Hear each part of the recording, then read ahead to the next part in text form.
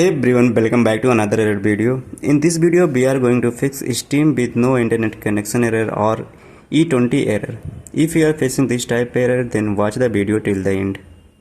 First thing, check your internet connection is connected to properly. If there is no issue in your internet connection, try to next. Check server status. Steam is currently experiencing some issue, particularly with the login and game launching, which have been reported by users in various regions. These problems started a few hours ago, and although Steam services are generally stable, there is an occasional outage like one currently happening, as you can see in the video. So best way to fix this error to wait until Steam resolve this issue. You can check live update on Steam status through the platform like this.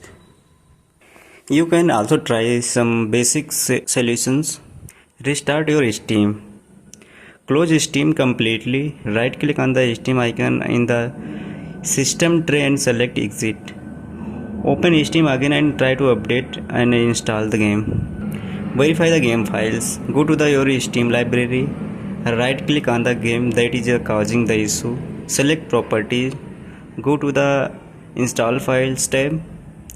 Click on the verify integrating game files. Clear the download cache. Open Steam. Go to the Steam in the top of the left corner and select setting. Click on the download tab. Click on clear download cache.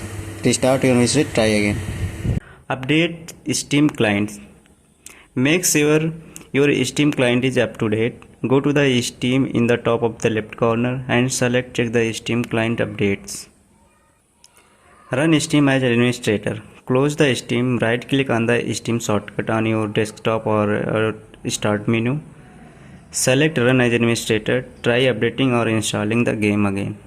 I hope this video is useful for you. If you like this video, click on the like button and subscribe our YouTube channel and share with friends. Thanks for watching.